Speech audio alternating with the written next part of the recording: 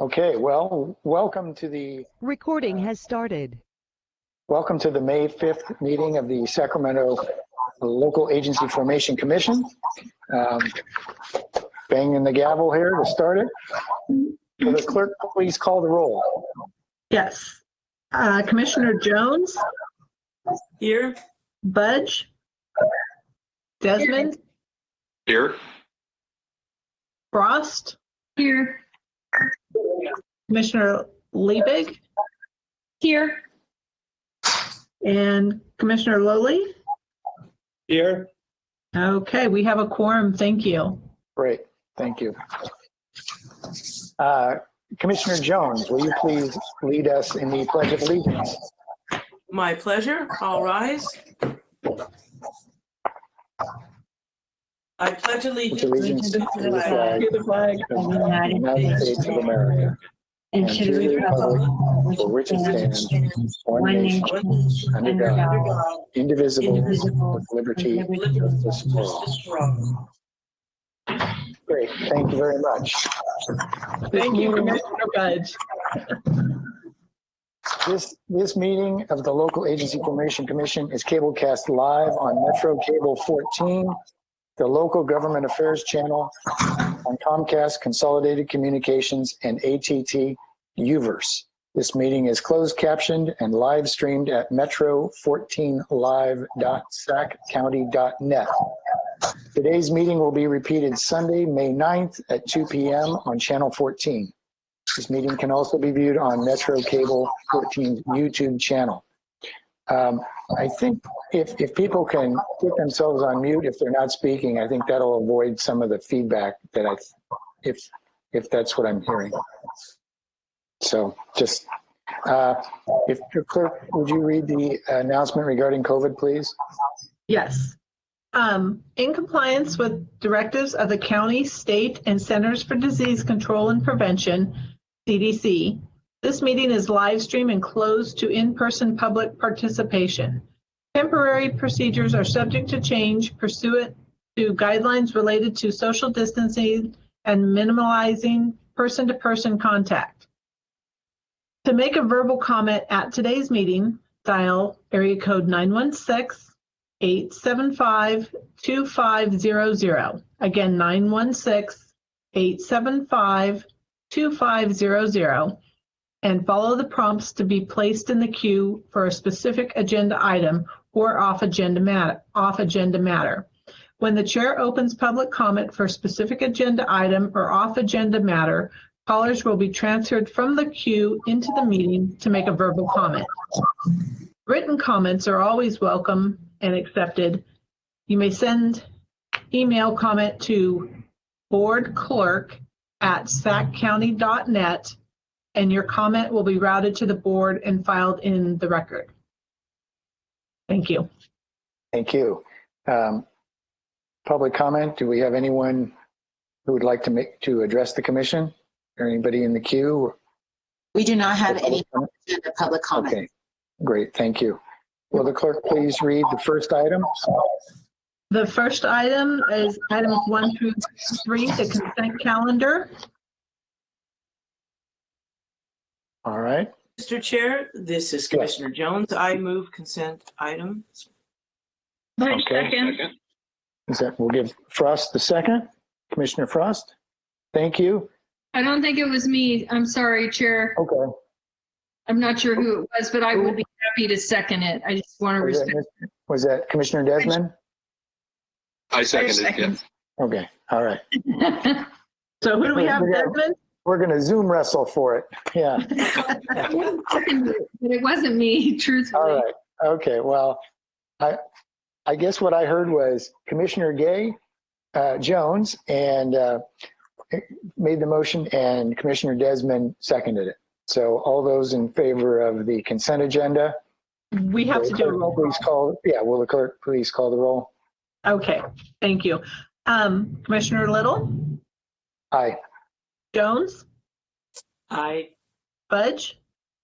Yes. Desmond? Aye. Frost? Aye. Liebig?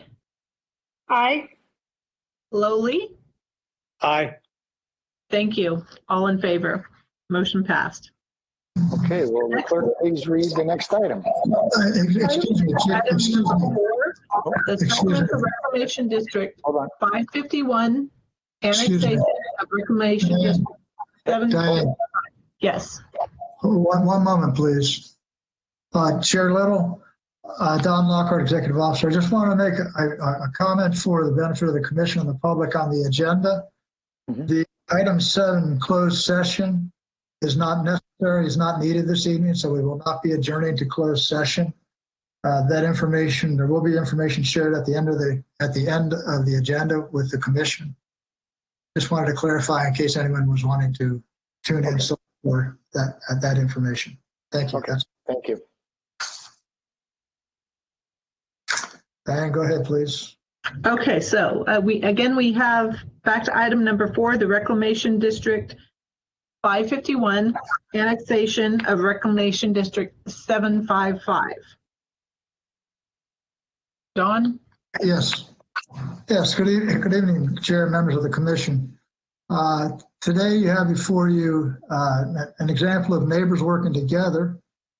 We get to visit an area LAFCo doesn't spend a lot of time in, the Delta area of Sacramento County. Many of you may be aware that most of the Delta, as we know it, is reclaimed land, was below the floodplain. And then over time, adjacent landowners, generally farmers, join together to develop a levee system to hold back high waters, flood waters. The various reclamation districts in the Delta are either operated by the state or the impacted landowners. In this case, you have 2 neighboring reclamation districts that have come to work together. They both adopted resolutions substantially similar to request this action, which is a reorganization. It will be the dissolution of Reclamation District 755 and the annexation of that territory and all into Reclamation District 551. All matters of business dealing with the dissolved Reclamation District will either be closed out or resolved by the existing landowners within the footprint of the Reclamation District.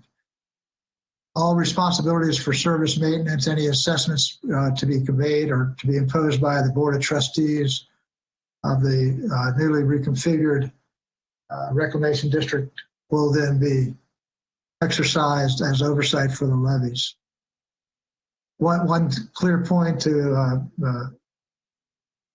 make the public aware of is there is debt that was incurred by the Reclamation District being dissolved. That is the obligation of that district and those landowners. The bond issuance and the obligation have been clearly identified, and the responsibilities assigned to the affected landowners. That debt will not become the responsibility of the assuming Reclamation District 551. The means by which that debt will be retired have been already agreed to by the board of the District 755. It's as I say, an opportunity for the commission to get a little glimpse into the agricultural side of your mission, which is preservation of agricultural and open space resources. This is a case of the landowners, the trustees, the members of the districts themselves coming together, working with LAFCo staff to arrive at this solution. The economy of scale of the Randall Island 755 was because of the changes in flood control standards, operations, maintenance. The cost was becoming somewhat onerous for their relatively small size for them to be able to continue to rely upon only their own assets and resources available. The idea of going into the larger district, the 551, spreads that cost more readily across a greater acreage. It's in the interest of the region. Flood protection is in the interest of the community. We've received no pushback, no comments from the public or agencies that are affected. With that, I'd be happy to answer any questions. Staff recommends approval. Any questions? I have no questions. This is Commissioner Liebig, but I'll move the motion when it's ready. All right. Do I have a second? I'll be glad to second. Okay. With the motion and second, but I believe this needs to be a public hearing. So just on the request for reorganization, so if we can formally open that public hearing. All right. Well, let's open it up to the public. Is there anyone in the public that would like to address this? The understanding is that the staff that represents the affected districts is available to answer any questions if the commission would like to address them.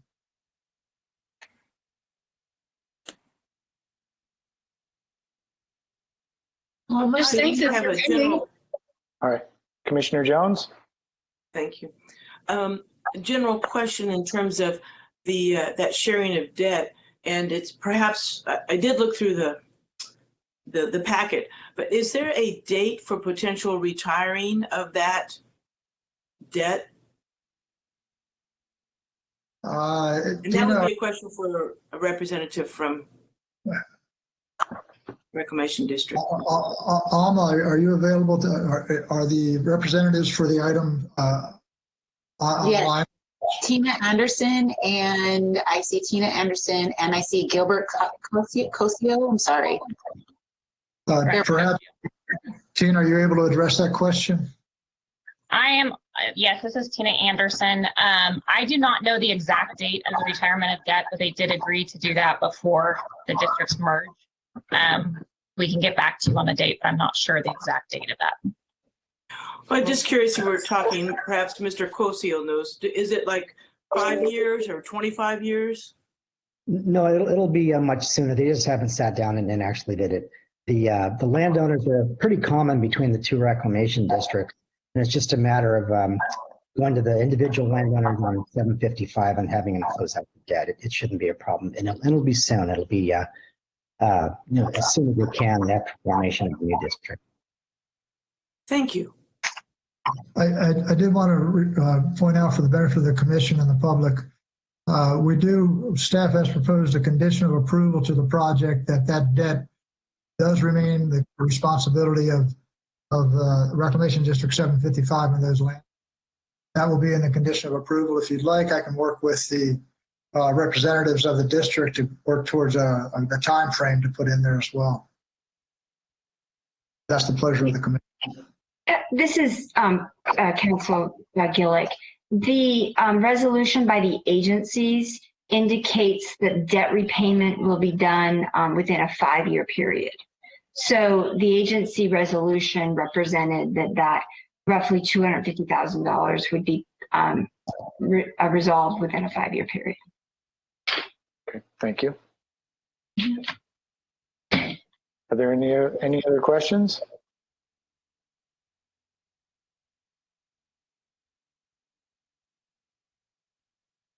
Well, hearing none, we have a motion on the floor by Commissioner Liebig. And Let's check with Alma, the clerk, to make sure that we don't have any persons from the public wishing to speak. Alma?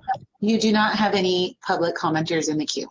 Wonderful, thank you. Go ahead, Commissioner. All right, so we have a motion by Commissioner Liebig and seconded by Commissioner Jones to accept the staff report for this of the annexation of Reclamation District 551 being annexed by 755.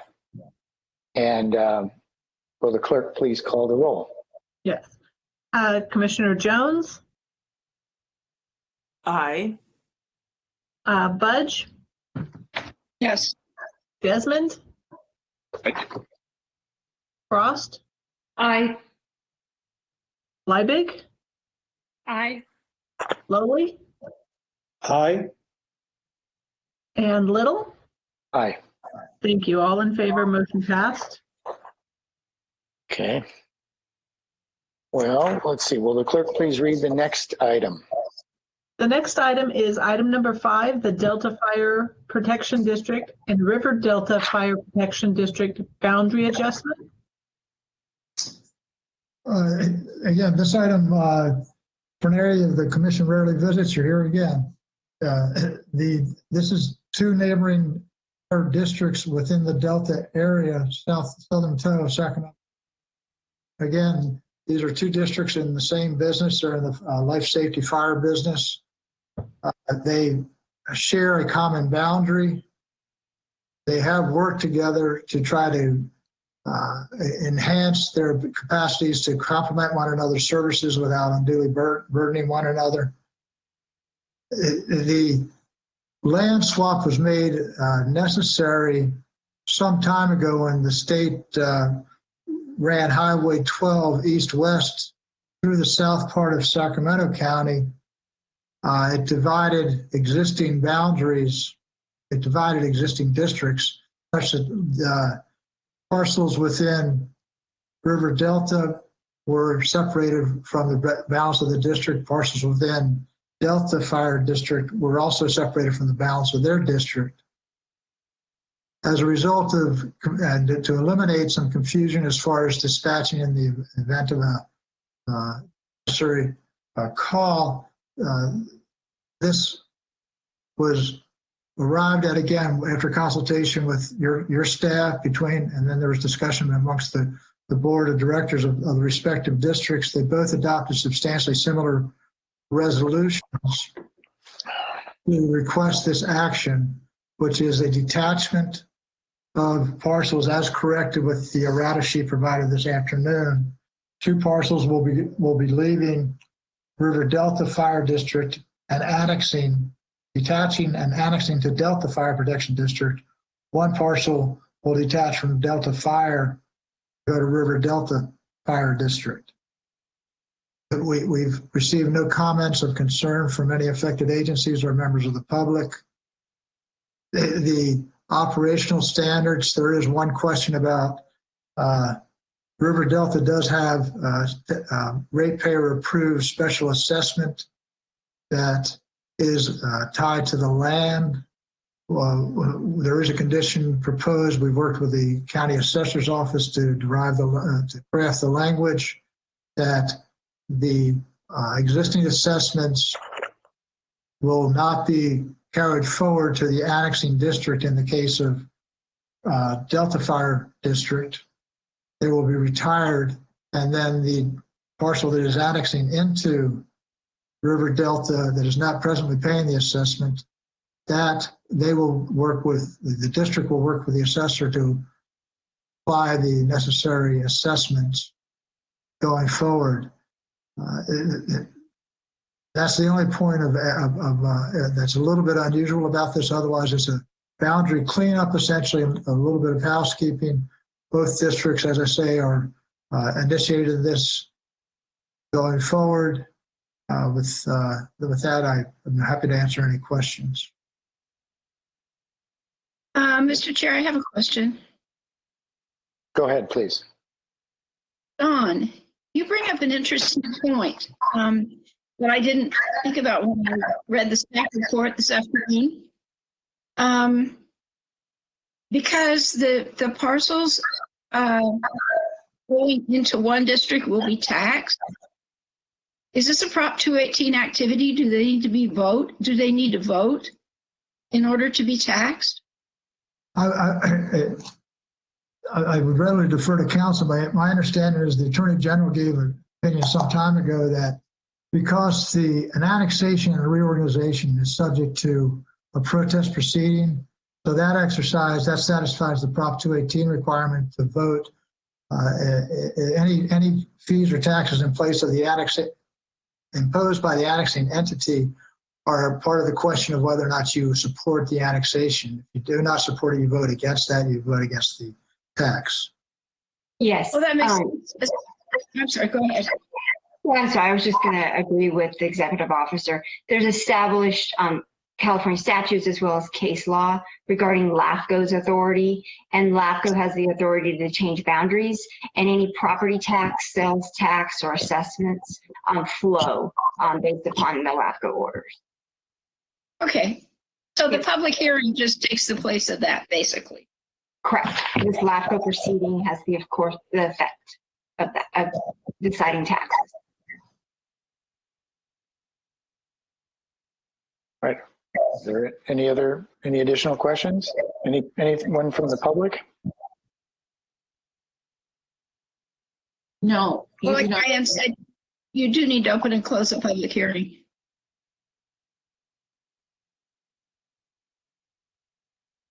So We do not have any comment from the public at this time. we have no comment from the public. Okay. Well, we'll close that. Do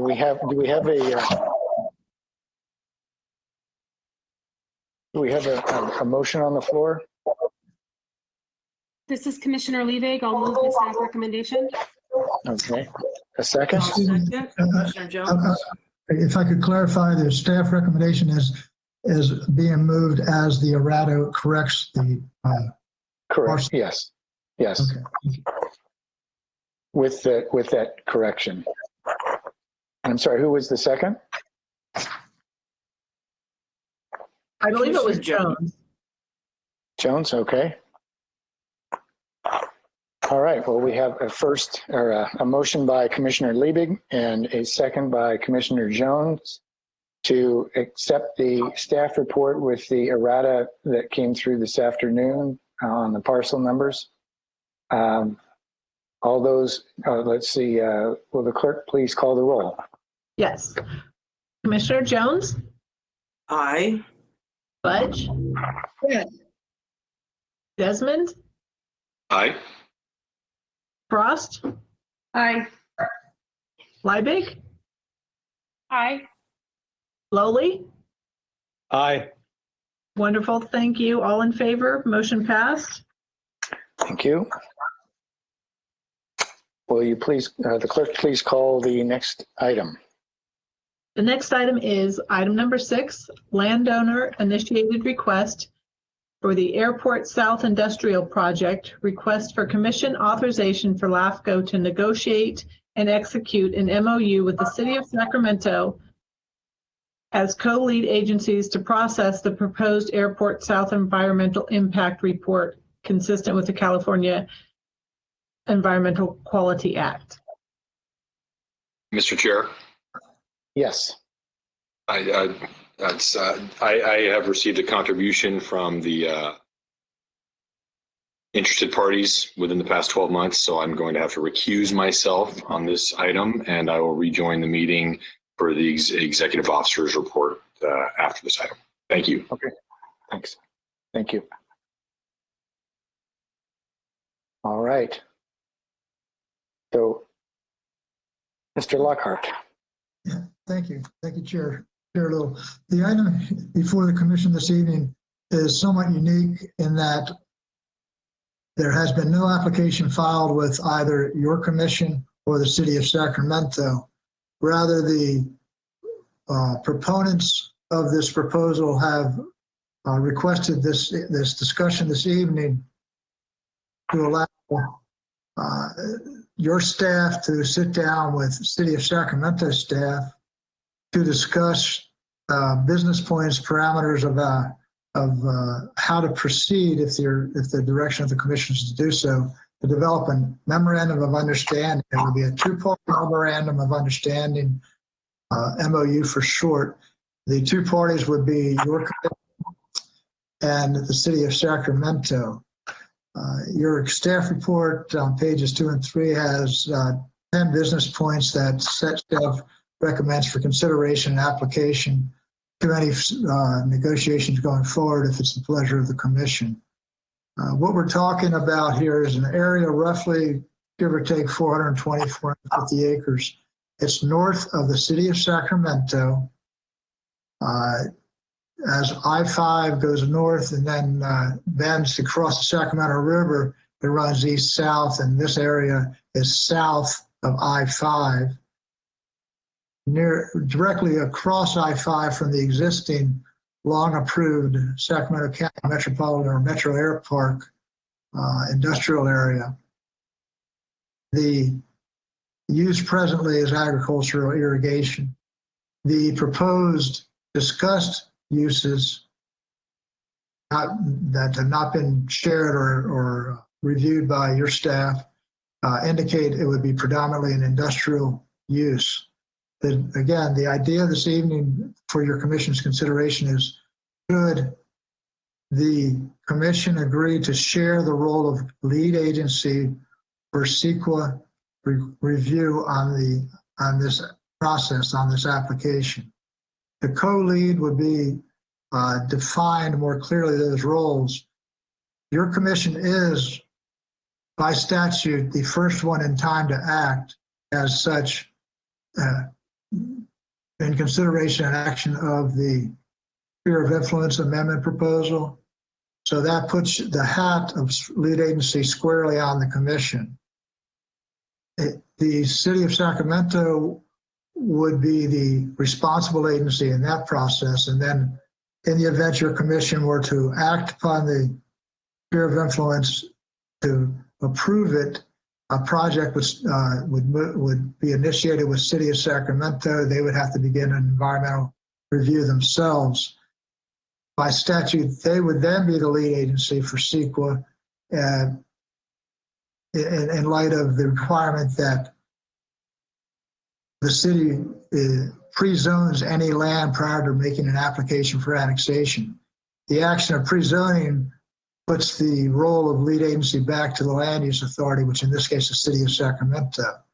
So the request to be considered under the MOU would be to have a co-lead agency status. Your chair, your commission, city have co-equal roles in the review of the environmental implications of a process. This doesn't preclude any discretion on the part of your commission nor the City of Sacramento City Council. Your commission has the authority to approve a project, to modify a boundary and approve a project, or to disapprove a project. That would not change with this MOU. As your staff would work forward, if this direction of the commission, there would be points of contact coming back to your commission to apprise you of the status. You would be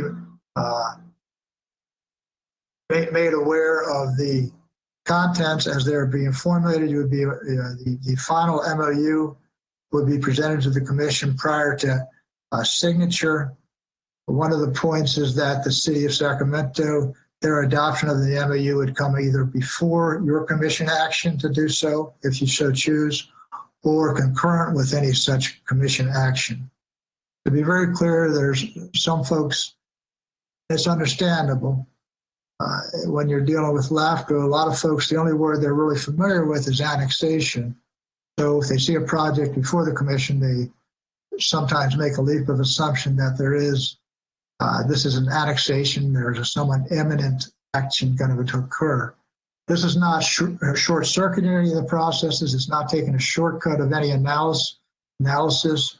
What it's doing is having one document, one environmental impact report prepared for the actions of your commission, the actions of the city council, and the subsequent action of your commission regarding the annexation. So it's consistent with your commission policies to not concurrently process an annexation and a sphere together.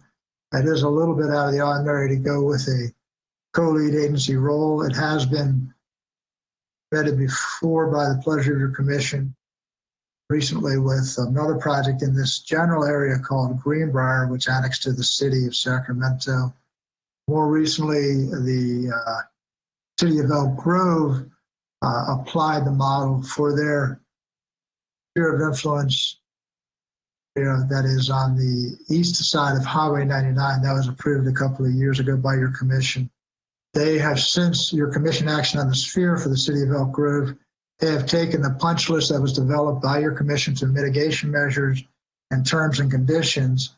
They've reviewed that and they've gone down methodically with that list with affected agencies, service providers, in order to get through their city council land use entitlement process, come back to your commission for consideration of annexation.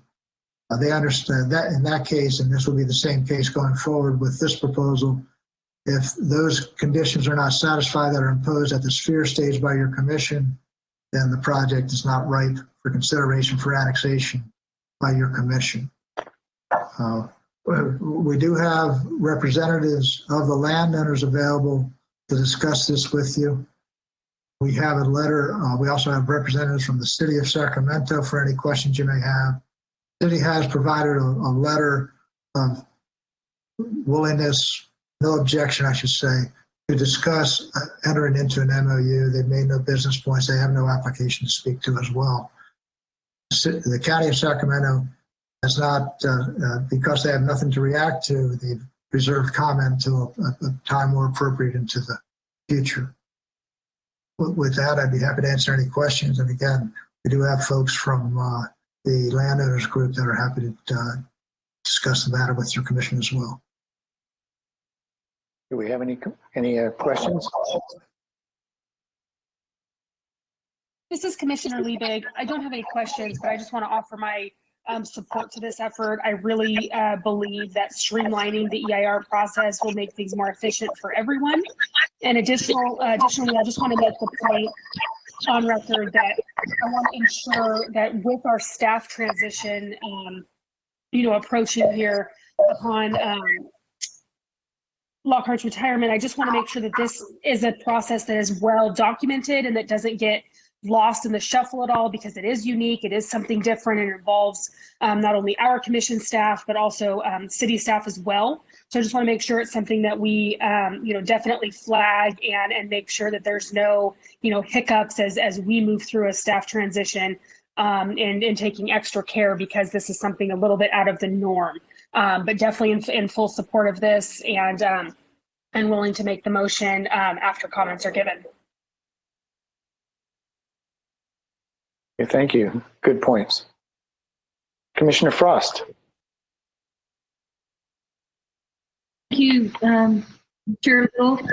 I just want to say I also support efficiencies, and I think I have no problem with trying to find ways to, streamline the process with the EIR. And I did have a couple of questions. I wanted to confirm the process and make sure that, because I know this isn't how it's normally done, but I think it's been done this way before.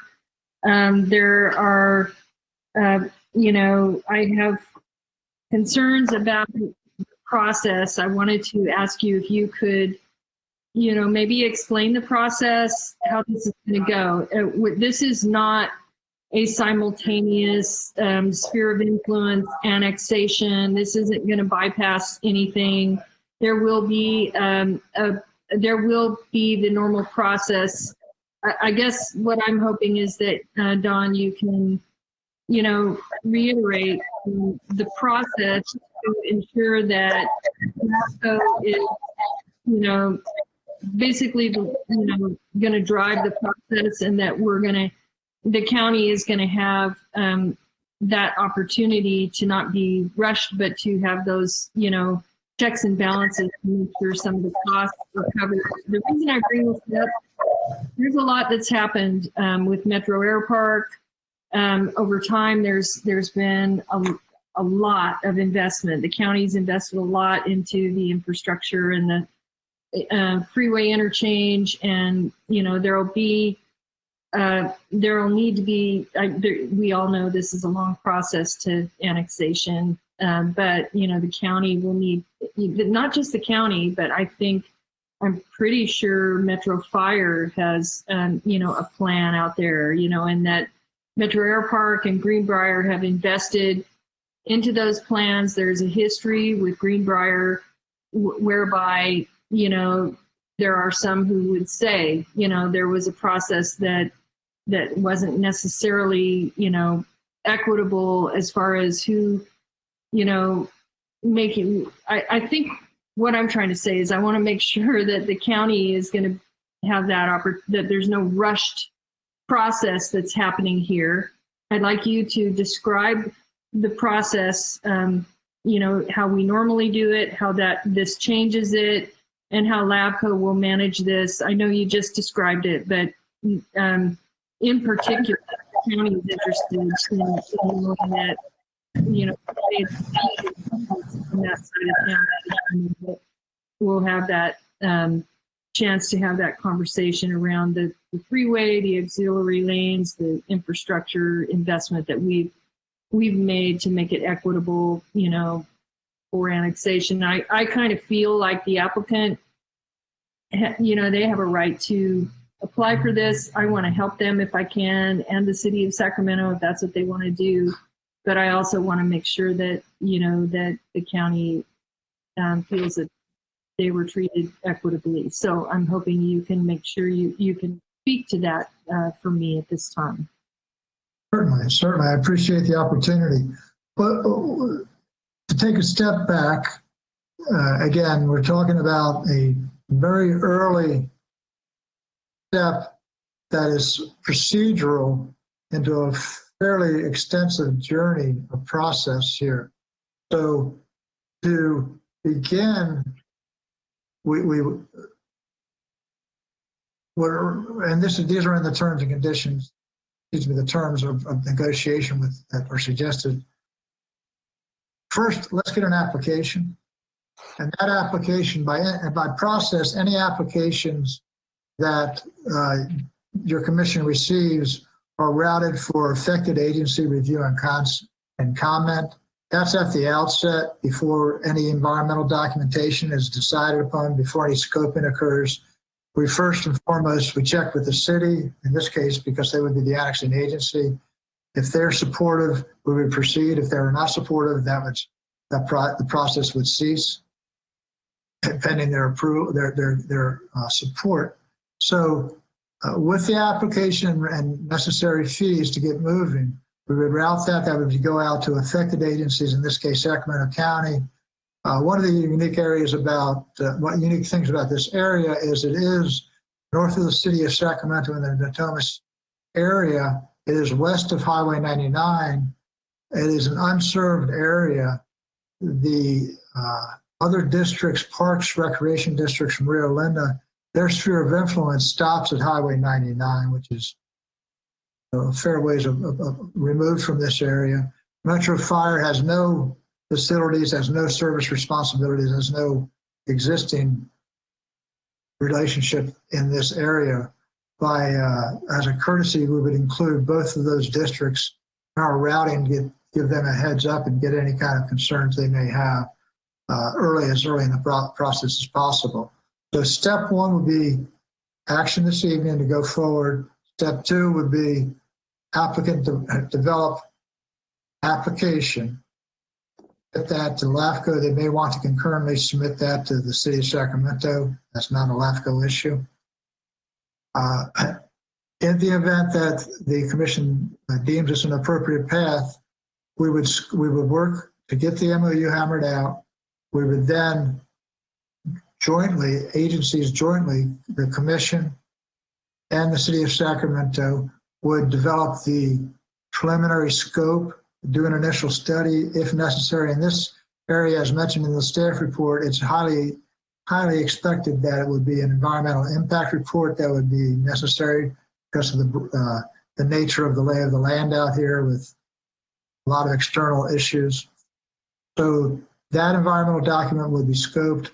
In the past, when we've done this, and this has seemed to work well in this process, we've had the commission, we've extracted a LAFCo summary for the benefit of the commission, such that throughout the document, all LAFCo issues are addressed fully throughout the document, and then they are captured and summarized in a LAFCo executive summary at the front of the document, so your commission can have a clear understanding of this is the impact identified, this is the mitigation measures, here's LAFCo's interest being addressed. So that environmental impact report, the first body to consider that document would be the Sacramento, your commission. The issue before your commission at that time would be a sphere of influence amendment, period. That commission, your commission does have the authority to say yes with modifications, or no at any point. So there is a certain risk on the part of the landowners that they're putting by taking this path, they're putting all of their commitments in one document that may not make it past first base, being your commission. If your commission does see it as appropriate and does approve a sphere of influence amendment with or without modifications, the process would move to the city of Sacramento with the same environmental document. The city of Sacramento would consider those same issues from their prism. What's important to the city of Sacramento. Going back a little bit, when we include the affected agencies in routing the application, Sacramento County is chief amongst those.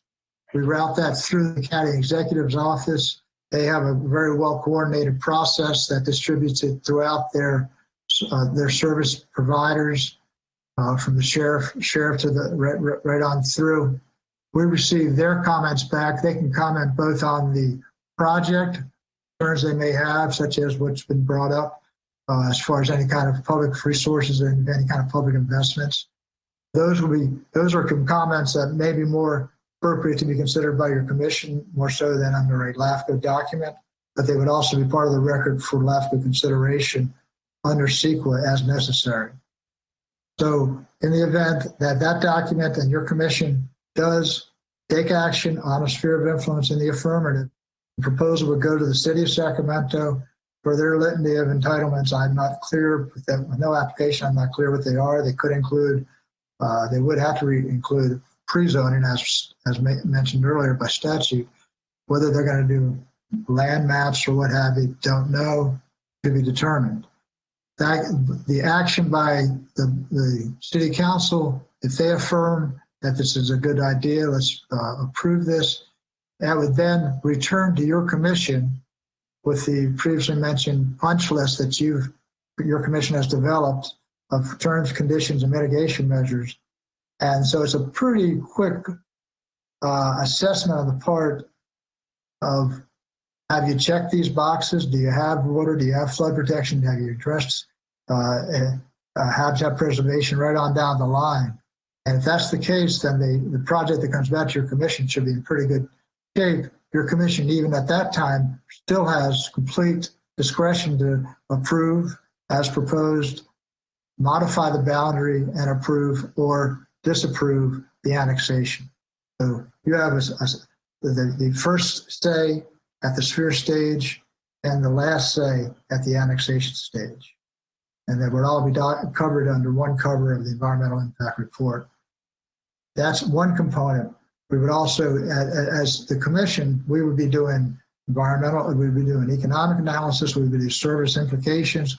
We would also be responding to agency comments, County of Sacramento comments by other service providers. So that would, all of that would constitute the information. You may, some of y'all may, that's are new to the commission this calendar year, but it's very similar to the Elk Grove project that we did, I think, 3 or 4 years ago. So that's, and the template's there. It has been tried. It does have benefits. It puts a fairly considerable burden on the limited resources of your staff. But then we have cost recovery. We have environmental experts and other economic experts that we would bring into our consultations for the benefit of the commission. So going forward, there are those 3 steps, and the commission is at the beginning and at the end. Happy to, if that clarifies, or I'm happy to answer any other questions. Thank you, Don. I think I want to say that I think the county is really excited about that freeway interchange and everything that's going on at Metro Air Park. And, you know, and although I can only speak for myself, I'm disappointed they don't want to do it with the county, but I totally understand, you know, everyone has to do what's best, and I support that. And I support if there's a way to make it easier, if that's the direction they want to go in, I support that. I think I'm just, and I'm satisfied with your comments that, obviously it's not a rush simultaneous thing that's coming, that the county will have a chance to, we're going to have that tax sharing agreement. We're going to have those checkpoints, and LAFCo will be the lead agency on the process that goes through in order to make sure, that, it's a big deal what's going on out there. It's huge. I'm sure everybody is aware of that. So I appreciate your explanation. I support it, and I will yield my time. Mm-hmm. We have any other comments from Commissioner Jones? Mm-hmm. Thank you, Chairperson Little. I have three things. One is just to tag team a little bit on Supervisor Frost's comment. Don, could you, or question, in a very general way, could you give us a basic timeline for this? We have an EIR happening before an SOI, and then, anyway, that's the way I'm looking at it. I would say reasonably, and I'd have to go back, but I know that the exercise we did previously for both a sphere and an annexation with the City of Elk Grove, I think that was on somewhere in the neighborhood of 5 years to get through the sphere, get through. I think they recently have completed, earlier this year, they completed the city entitlements for their proposal. So, and where we do have an annexation application from the City of Elk Grove, I think the whole process 2005 to what is 2007 years, 7 years for that. Greenbrier, I believe, because they had a little bit longer time. They had some issues internal to dealings with City of Sacramento and the landowners. LAFCo was not engaged. Our mitigation measures were all satisfied. All commission terms and conditions. But I think that one probably, and the applicant's representatives probably can give you a better sense of, I think that was at least 7, maybe more, 7 years or before your commission even took an action on the sphere. Mm-hmm. Mm-hmm. Well, those were seemingly a bit more entailed applications than what we have before us, but I share Supervisor Frost's concern, not concern, but to delineate that we're doing this step by step. And just because LAFCo ends up being the lead for the EIR, that does not indicate an up or down position on an SOI application. Just confirming. That is, and also to clarify, the idea of the MOU is to have co-leads. The LAFCO as a co-lead of the document for LAFCO issues, City of Sacramento as a co-lead over city entitlements. So there will be one document with two lead agencies sharing the role under the MOU as co-leads. So yes. Okay. Yes. Thank you for the co-lead. But your discretion is not impacted by any decision this evening. Commission's discretion. And then my third and final point is that just to help clarify a bit in terms of course, for example, a Metro Fire District would appreciate courtesies of notice. With a little, I'd like to give the pitch that the fire service response is quite different than other static deliveries like water or roads or something like this, in that within our county, we're very lucky to have a unified dispatch system. And so the closest units will respond. And so even though it might be out of our district or out of the city's district, whatever happens, the closest units are dispatched. And usually in this area, whether, God forbid, airplane crash, multiple vehicle accidents on I-5, multiple fire agencies do respond. So that lends a little bit of credence to I would say it's more than courtesy, but it's a full professional courtesy to alert agencies that have responded to emergencies in that area. Thanks. Commissioner Frost. You know, this all happened before my time, and so I'm, you know, I may be misinformed, and I'm hoping, Don, you can help me with this. But I know there was an annexation with Greenbrier, and somewhere along the way, I don't know how that process was managed. If it was like, you know, one of those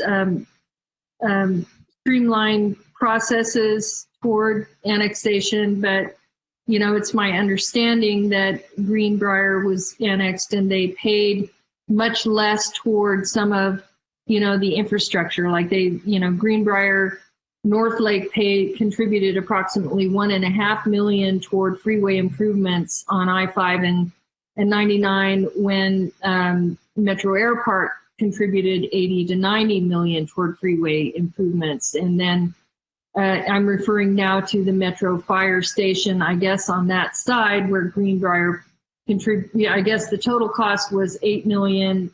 Greenbrier contributed 1 million, yet Metro Air Park contributed the rest. And so I think there's a sense of wanting to make sure that the distribution of the services and the costs and everything, there's a equitable there's a conversation, and it's not rushed because one agency leads, you know, out in the zoning or the mapping. I'm not a planner. I'm trying to do the best I can. So can you explain to me how that works? Because now I know Metro Air Park is on its way. This is majorly great, and we now have the EIFD out there. But the county's invested a lot. This is on my mind, and I want to understand it. So Don, you're one of the smartest people I know. Maybe you can help me. How that worked out that way.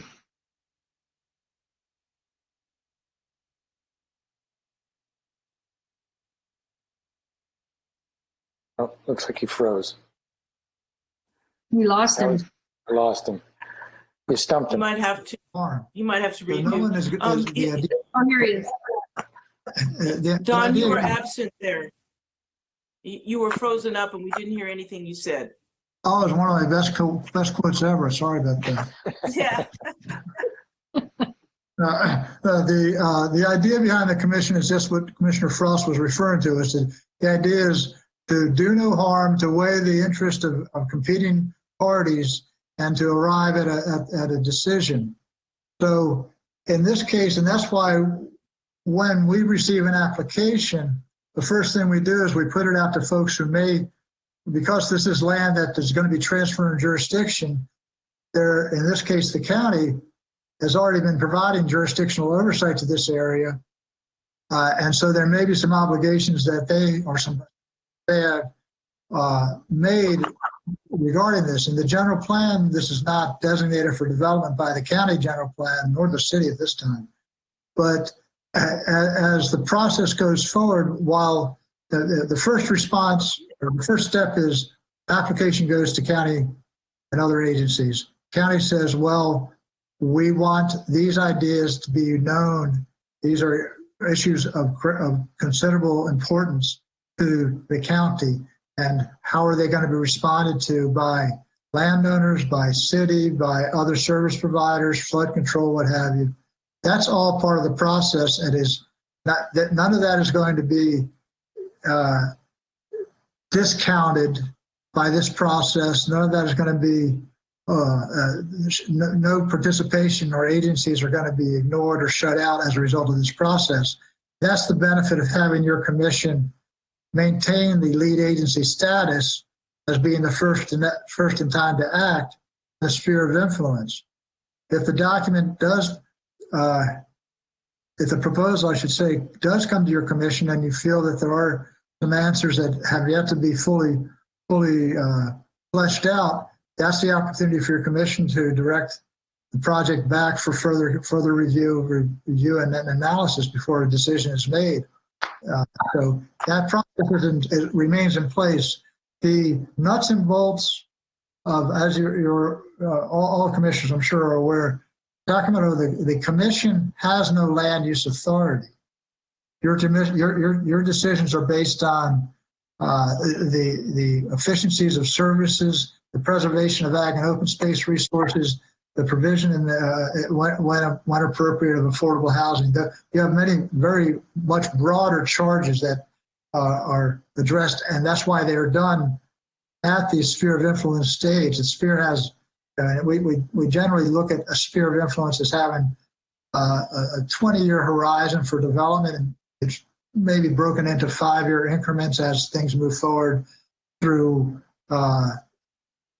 financing arrangements and other studies that have to be done to address issues that are greater perhaps than the project itself. So the nuts and bolts of the city, now that is, the city is in the driver's seat for their land use decision making. They will have the guidance provided by your commission with any mitigation measures and terms and conditions specific to LAFCo's areas of concern that they would be obliged to address in their actions. If they don't fully address those to the satisfaction of your commission and they take an action of approval, your discretion as a commission remains, and you still, those issues, if they're not resolved prior to getting to your commission can raise a consideration or raise a concern that where is the response, and we need to see some more understanding before we go forward. So, and keep, one of the things, and you did mention it, Commissioner Frost, another point of an annexation, not a sphere, because a sphere is a policy boundary, not a jurisdictional boundary. So responsibilities and services do not change. Funding, any funding structures in place do not change. It's when a jurisdictional change occurs, that is what an annexation exercises, is a jurisdictional change. And in order for that to be an application that can be deemed to be complete, to be put before your commission, we need to have an adequate environmental analysis, adequate staff analysis. We need to have what's called a property tax exchange agreement. That's an agreement required by statute for your commission. However, it's an agreement between two parties, the city, in this case, City of Sacramento, and the County of Sacramento. So that's an opportunity for the county, if they still have concerns that there's some fiscal loose ends, they have that instrument that they can use as a cover to fold in their concerns. The city is obliged to respond, address those concerns. That all would happen, again, prior to the application being deemed complete. We get the property tax exchange agreement that's adopted by both the Board of Supervisors, City Council, then that comes to your commission as a supporting documentation of the staff analysis, of the CEQA analysis, and any other special studies we're going to do. Thank you, Don. I'm happy, and I'm happy to support staff's recommendation. I'm happy to support the MOU. For them to the MOU to move forward with the MOU. Thank you. Is that in the form of a motion? So that's in the motion. We still have comment. Yeah. We still have comment time for people to comment. I noticed that Mr. Abdus had his hand up. Would you like to unmute and speak to this? Thank you, Chair Little, members of the Commission. Nick Abdus with the Thomas Law Group on behalf of AKT Development, the requester, I guess, of the MOU and the action before you this evening. Obviously, Don covered it ably and very much in detail. Obviously, you can tell that a process like this requires a lot of interagency coordination, which is what the MOU is intended to do, obviously, to facilitate that. Supervisor Frost, I just want to address the points you raised. Rest assured that we anticipate a very robust conversation, not only with the representatives of Metro Air Park, but the county as well, obviously, on the points that you have raised. And having worked on the Greenbrier project that you alluded to for the last 10 plus years, I'm intimately familiar with a lot of the issues that you're talking about. There is a little bit more color there, and I'm happy to talk about that, but it wasn't a zero-sum game where Greenbrier won and Metro Air Park lost. It's a bit more nuanced than that, but obviously not the subject matter of what's before you today. I just want to reiterate our commitment to working with the county and Metro Air Park to make sure that what we propose is fair, right? And so we have a long road ahead of us and appreciate your support for the action before you. Thank you, Nick. Much appreciated. Yes, thank you. Do we have any other comments from representatives of the applicant or any in the public? Chairperson Little, there are no public comments. Okay. Well, thank you. We have a motion to recommend the staff recommendation for the MOU. Is that from Commissioner Frost, the motion? I believe it was. Okay, just This is checking. Commissioner Liebig, I'll second. Okay. Know that it was staff's recommendation. I think they gave us two choices, and or was it staff's recommendation? Oh, well, anyway, I'm saying move forward. Yeah, with the recommendation number 1. Correct. recommendation. Option 1. Option 1. Okay, so we are moving forward with option 1 of the staff recommendation. Is that okay with Supervisor or Commissioner Frost and Liebig? Yes, thank you. Yes. Okay. All right. Will the clerk please call the roll? Yes. Commissioner Jones. Aye. Budge. Yes. Desmond. Oh, I'm sorry. Desmond recused himself.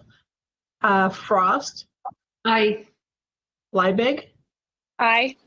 And Lowly. Aye. Thank you. All in favor. Motion passed. All right. Thank you. Our next item is announcements, I believe. I have no announcements at this time to share. So this Yep. is, sorry, Yes. this is We Commission have a Council. report. Yes. Thank you. Thank you, sorry. Dan Gillick with Sloan High as Commission Counsel. Just wanted to give an update on the executive officer's recruitment. The application deadline closed last week, and the county staff is processing the applications. The ad hoc committee of the commission has a meeting set for Monday of next week to begin the review of the applications and the next steps. County staff indicates that there's a handful of new applicants in response to the recruitment. We have not seen that application, but we are told that there were some responsive applications, which is good news. And we are hopeful that when we get a chance to review those applications, the committee will be able to make recommendations back to the full commission on the next steps of the interview process and the selection process. And I do know that the commission knows that Executive Officer Lockhart has extended his stay with the commission through July to allow the process to have some time to make a selection. So happy to answer any questions at this point. We know the application is closed. We received some applications and the ad hoc committee will make recommendations back to the commission on the next steps. Great. Thank you. Commissioner Frost. I just want to say greatly appreciated that Don, you're willing to work with us on this, and you'll be a hard act to follow, but we'll look forward to hopefully getting another great person in that seat. And thank you for being willing to work with us. You're welcome. Thank you. Are there any other comments or items? Hearing none, I would say that our meeting is adjourned as of 6:39. Thank you all. Thank you, Mr. Chair. Thank you, everyone.